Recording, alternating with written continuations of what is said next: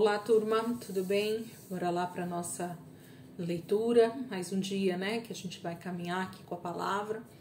Vamos seguir, nós estamos na ordem cronológica aí, nós estamos no período do reinado do rei Davi, com os incidentes familiares, com os pecados, né, que foram cometidos por Davi e por sua família, e a gente vai caminhando aí nas passagens, nos textos e compreendendo um pouquinho mais do que está acontecendo.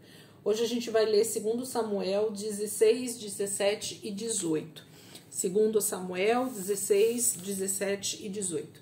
Então, 2 Samuel 16 diz assim: Mal Davi tinha passado pelo alto do monte, lá estava à sua espera Ziba, criado de Mefibosete. Ele trazia 2 jumentos, carregando 200 pães, 100 bolos de uva passas, 100 frutas da estação e uma vasilha de couro cheia de vinho. E o rei perguntou a Ziba: Por que você trouxe essas coisas?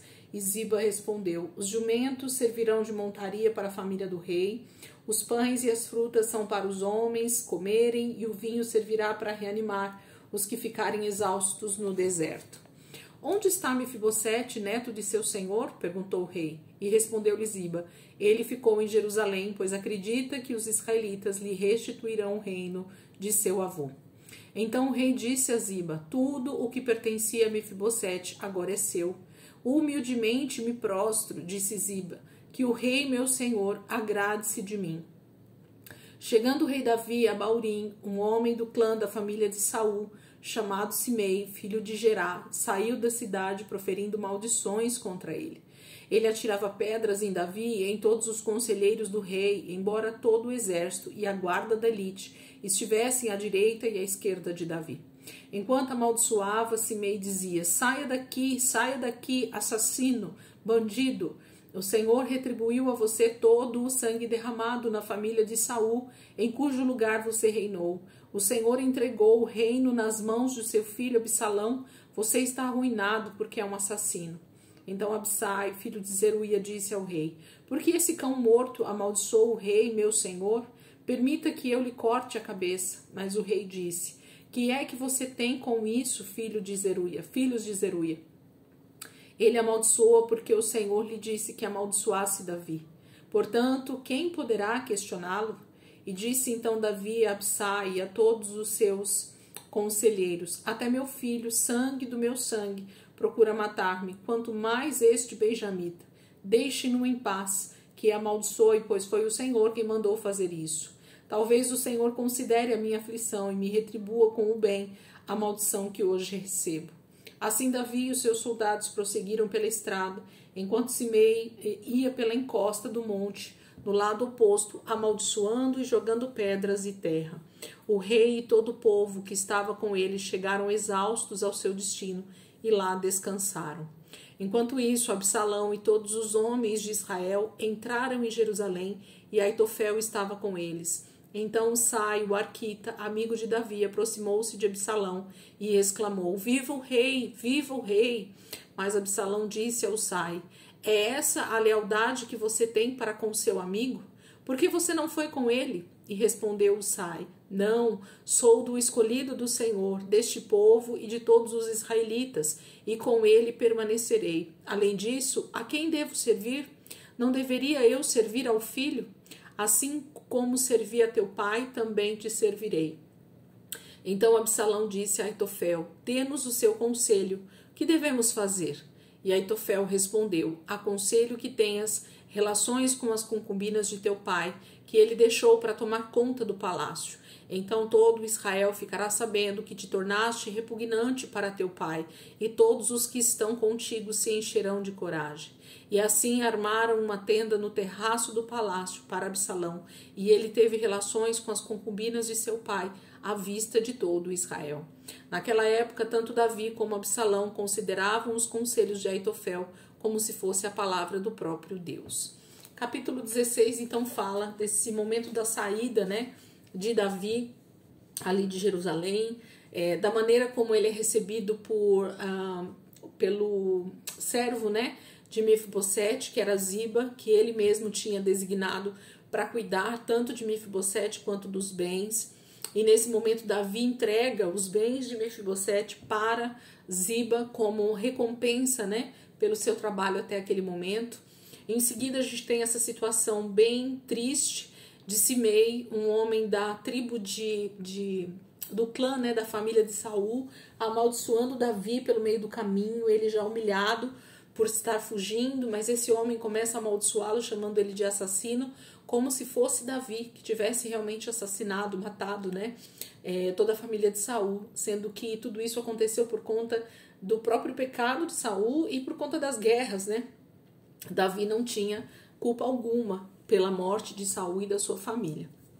E por último, a gente tem essa entrada terrível de Absalão em Jerusalém e esse conselho que cumpre a própria palavra do Senhor a respeito das concubinas de Davi, né? O próprio Senhor falou que as mulheres de Davi seriam dadas para todo Israel ver, né?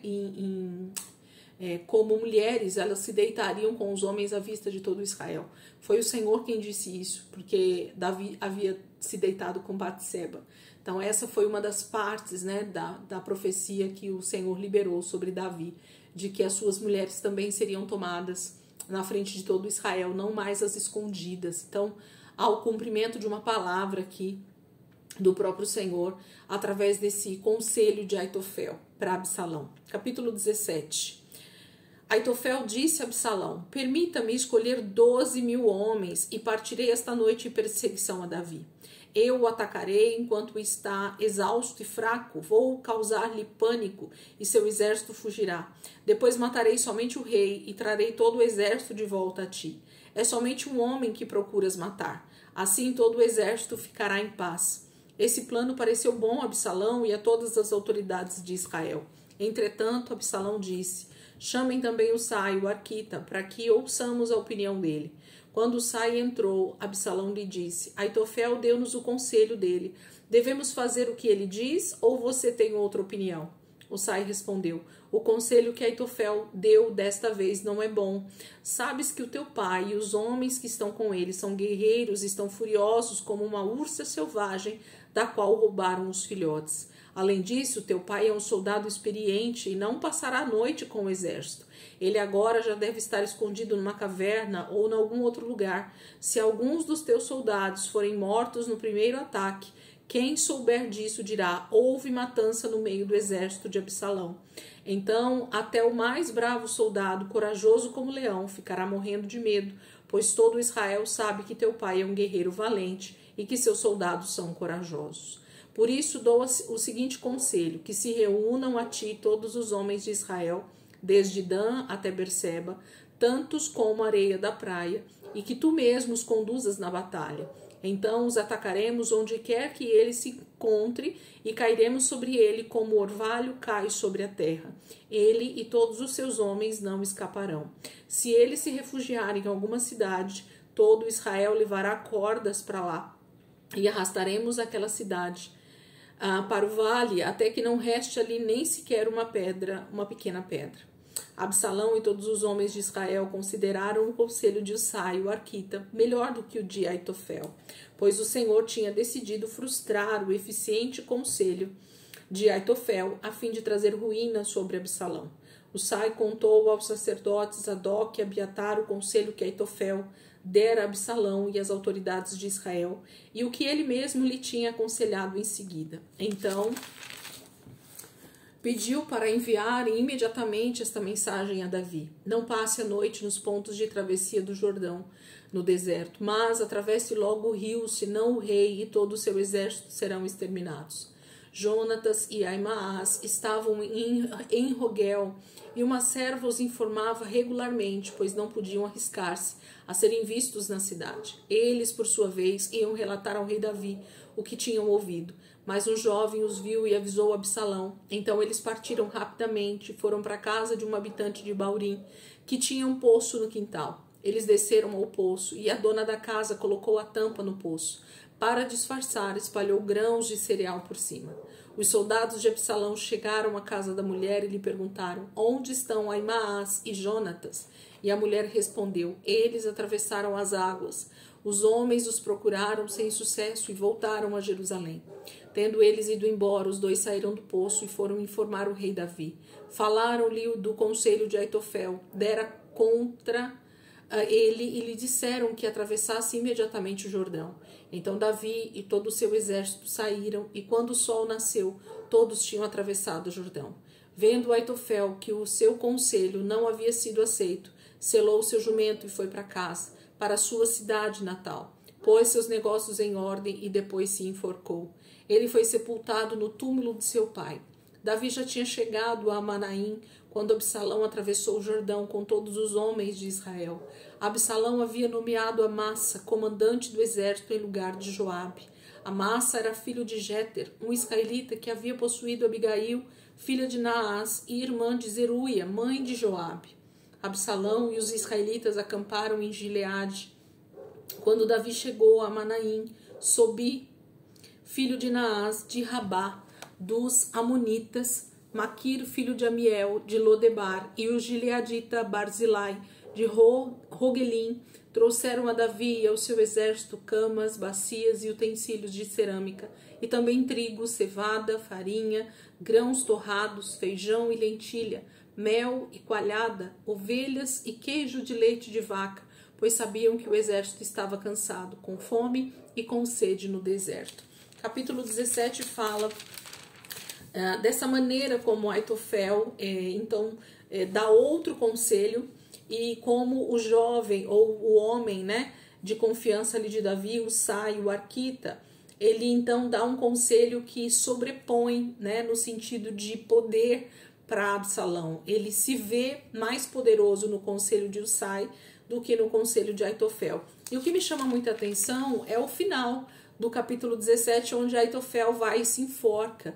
Ele não suporta a frustração de não ter sido conselheiro nesse momento de Absalão e simplesmente se enforca. Põe os seus negócios em ordem, a palavra fala, e se enforca. Que nível, né, de frustração desse homem a ponto de não aceitar que o seu conselho não fosse aceito e decide então se matar e se mata, né? Ele realmente se mata. E Davi é suprido, né, com todo tipo de alimento pelos homens ali da cidade onde ele chega depois de ter atravessado o Jordão. Capítulo 18, para a gente ver o desfecho aqui desse momento com o último texto que a gente vai ler hoje. É um texto bem grande, então vamos segurar aí para a gente ver o que Deus está falando aqui.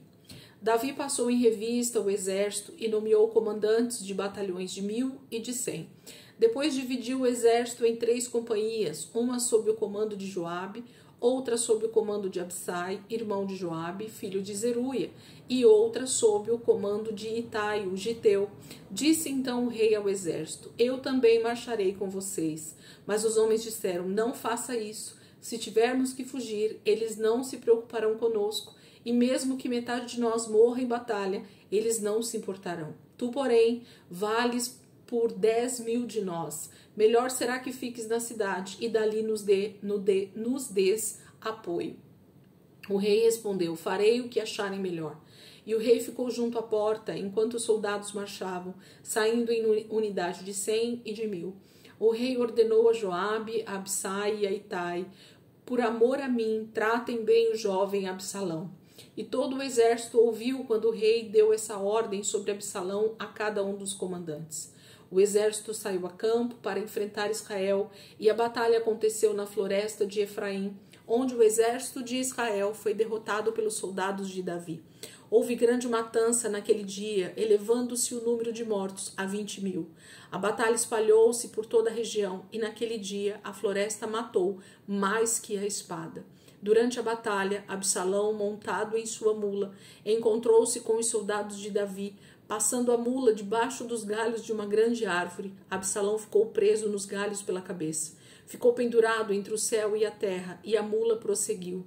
Um homem o viu e informou a Joabe: acabei de ver Absalão pendurado numa grande árvore. Você o viu? Perguntou Joabe ao homem. E por que não o matou ali mesmo? Eu teria dado a você 10 peças de prata e um cinturão de guerreiro. Mas o homem respondeu: mesmo que fossem pesadas e colocadas em minhas mãos 1000 peças de prata, eu não levantaria a mão contra o filho do rei. Ouvimos o rei ordenar a ti, a Absai e a Itai: protejam por amor a mim o jovem Absalão. Por outro lado, se eu tivesse atentado traiçoeiramente contra a vida dele, o rei ficaria sabendo, pois não se pode esconder nada dele, e tu mesmo ficarias contra mim. E Joabe disse: não vou perder mais tempo com você. Então pegou 3 dardos e com eles transpassou o coração de Absalão, quando ele ainda estava vivo na árvore. E 10 dos escudeiros de Joabe cercaram Absalão e acabaram de matá-lo. A seguir, Joabe tocou a trombeta para que o exército parasse de perseguir Israel, e assim deteve o exército. Retiraram o corpo de Absalão, jogaram-no no grande fosso da floresta e fizeram um grande monte de pedras sobre ele. Enquanto isso, todos os israelitas fugiam para casa. Quando em vida, Absalão tinha levantado um monumento para si mesmo no Vale do Rei, dizendo: não tenho nenhum filho para preservar a minha memória. Por isso deu à coluna o seu próprio nome. Chamava-se ainda hoje Monumento de Absalão. Chama-se, né? Perdão. Então Aimaas, filho de Zadok, disse: deixa-me correr e levar ao rei a notícia de que o Senhor lhe fez justiça, livrando-o de seus inimigos. Não é você quem deve levar a notícia hoje, disse-lhe Joabe. Deixe isso para outra ocasião. Hoje não, porque o filho do rei morreu. Então Joabe ordenou ao etíope: vá dizer ao rei o que você viu. O etíope inclinou-se diante de Joabe e saiu correndo para levar a notícia. Todavia Aimaas, filho de Zadok, disse de novo a Joabe: não importa o que aconteça, deixa-me ir com o etíope. E Joabe, porém, respondeu: por que você está querendo tanto ir, meu filho? Você não receberá nenhuma recompensa pela notícia. Mas ele insistiu: não importa o que aconteça, quero ir. Disse então Joabe: pois vá. E Aimaas correu pelo caminho da planície e passou à frente do etíope. Davi estava sentado entre a porta interna e a externa da cidade, e quando a sentinela subiu ao terraço que havia sobre a porta junto à muralha, viu um homem que vinha correndo sozinho. A sentinela gritou, avisando o rei, e o rei disse: se ele está sozinho, deve trazer boa notícia.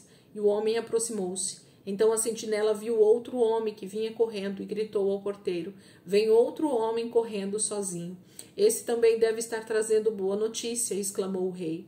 A sentinela disse: está me parecendo, pelo jeito de correr, que o da frente é Aimaas, filho de Zadok.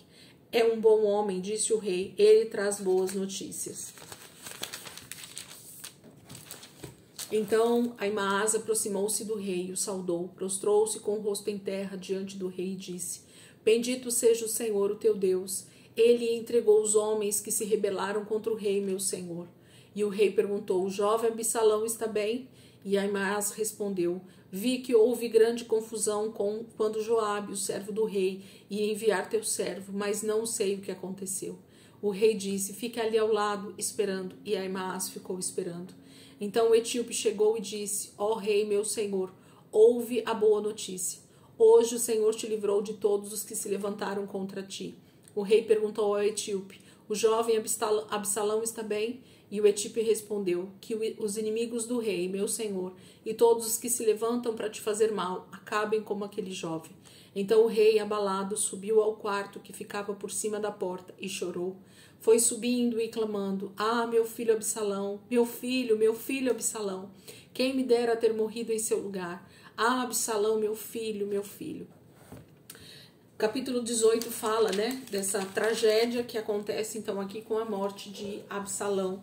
Davi, por mais que ele estava sendo de alguma forma afrontado pelo seu filho Absalão, o amor de pai é muito maior sempre, né? E o desejo de Davi é que o Senhor fizesse justiça em seu favor de outra maneira, né? Mas que nenhum filho dele precisasse morrer em batalha ou precisasse sofrer as consequências pelo próprio pecado dele ou de Davi. E Davi realmente se entristece, mas Joabe, que era o comandante, faz o que precisava ser feito nesse momento, porque Absalão com certeza não descansaria enquanto não acabasse com a vida de Davi, com os seus soldados, para que ele tivesse todo o poder realmente sobre Jerusalém. Ali fica o recado, né, para qualquer um que tentasse contra a vida de Davi, contra o reino de Israel. Amém, queridos? Que o Senhor possa continuar, né, nos ensinando com a palavra. Tem alguns textos que parecem ser difíceis de compreender ou de entender por que acontece, mas eu quero te dizer que se você meditar nessa palavra, com certeza o Espírito Santo tem tantas coisas para nos ensinar, ministrar o nosso coração, nos fazer compreender como Deus trabalha, né, em favor do seu reino, em favor do reino de Deus, em favor daqueles que o temem, como o Senhor trabalha com aqueles que infelizmente são ímpios, são maus de coração, né? Então todas essas palavras dizem respeito a isso, de como Deus trata a humanidade de acordo com as suas atitudes, né? Nós somos responsáveis por cada atitude que nós temos nessa terra. Amém? Amanhã, sexta-feira, né? Amanhã, quinta-feira? Quinta-feira, sexta. Amanhã, sexta-feira, quinto dia dessa semana, né? Amanhã, dia 17. Amanhã, dia 16, depois sexta-feira, dia 17. A gente volta para o livro de Salmos, né? Hoje a gente está lendo Samuel. Na sexta-feira, então, a gente volta para o livro de Salmos. Depois, sábado, 2 Samuel novamente. Domingo, Salmos. Segunda-feira, 2 Samuel. Salmos na terça, 2 Samuel. Salmos, 1 Crônicas, Salmos, 1 Crônicas. A gente tem 2, 3 semanas praticamente aí dentro ainda do livro de 2 Samuel, 1 Crônicas e Salmos.